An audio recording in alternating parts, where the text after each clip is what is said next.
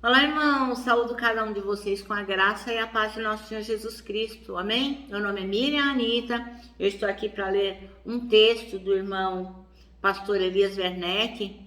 Ele escreveu um texto para o Manancial, que é um devocional diário produzido pela União Feminina Missionária Batista do Brasil, que oferece meditações baseadas na Bíblia, que é a palavra de Deus. E nesse texto aqui, ele fala sobre a importância de frutificar. Eu não escrevi o texto, eu não contribuí nada com o pastor Werneck. Então, o que é que eu vou fazer?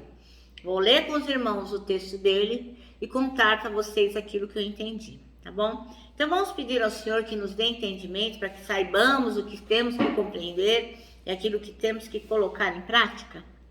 Senhor Jesus, que nós possamos realmente sermos pessoas frutíferas, pessoas que realmente demonstram o teu amor onde quer que for, que nós sejamos reconhecidos pelos nossos frutos. Perdoa, Senhor, quando a gente só é folha e não tem nada de bom para oferecer. É o que nós te pedimos em teu nome, Jesus Cristo. Amém.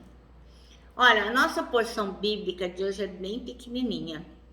Ela está lá em Marcos, capítulo 11, versículos 12 a 14. E é quando Jesus amaldiçoa uma figueira.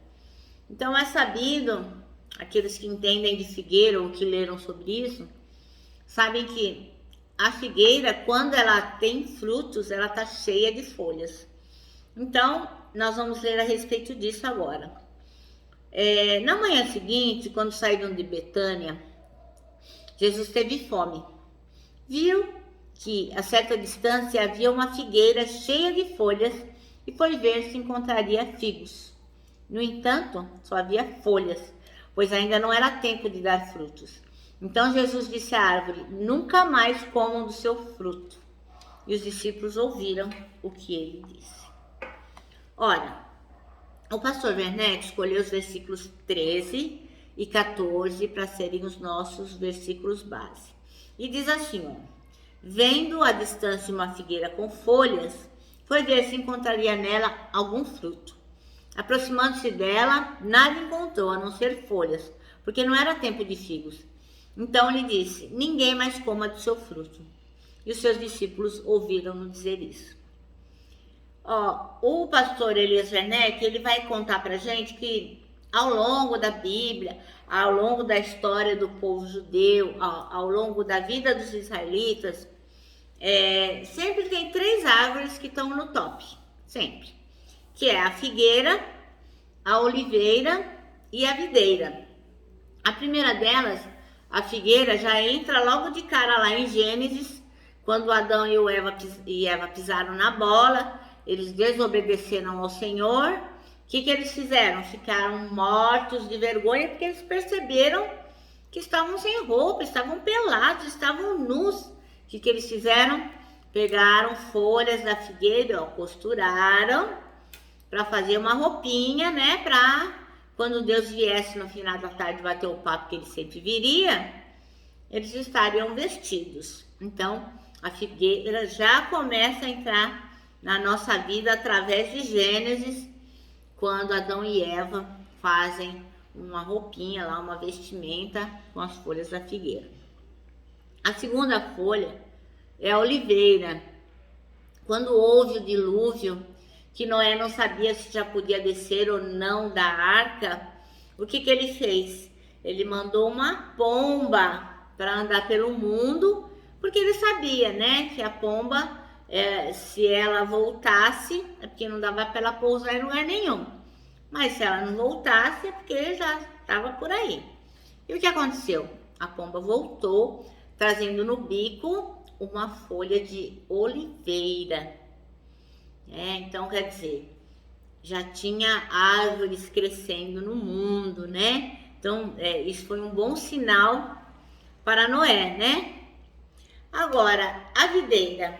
Jesus se identifica como: eu sou a videira verdadeira. Lembra naquela passagem que diz que o pai é o agricultor? Jesus fala: eu sou a videira verdadeira.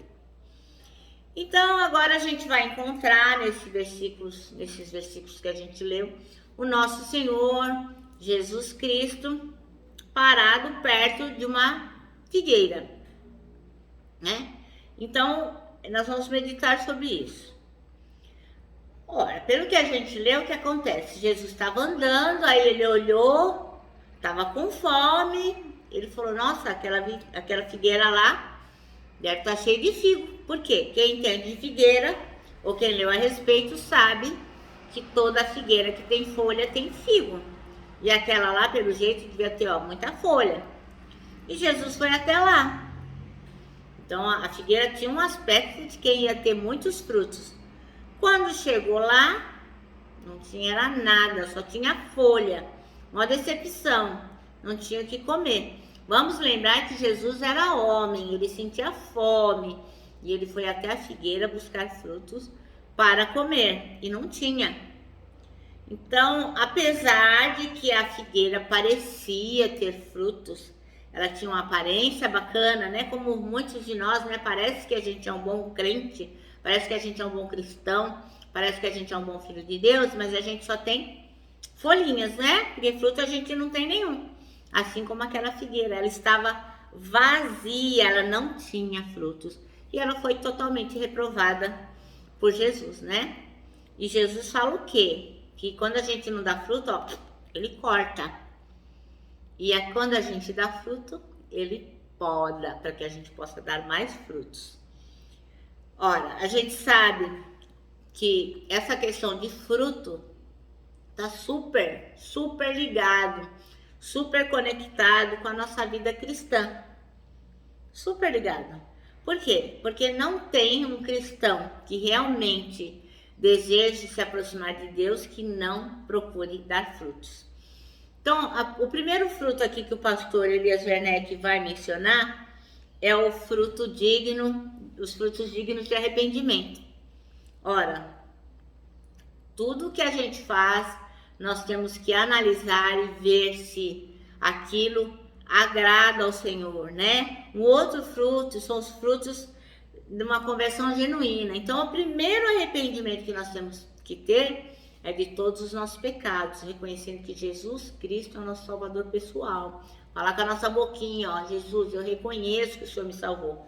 Então, nós temos que ter uma conversão genuína, e essa conversão genuína vai nos dar frutos. As pessoas vão reconhecer que nós mudamos, porque Jesus mudou a nossa vida.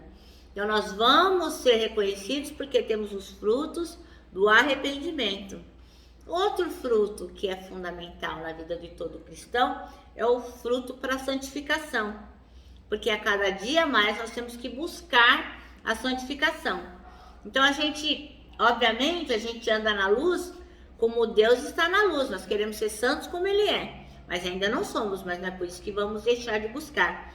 Então, eu vou ler aqui um trecho do devocional de Spurgeon, que ele foi o príncipe dos pregadores, né?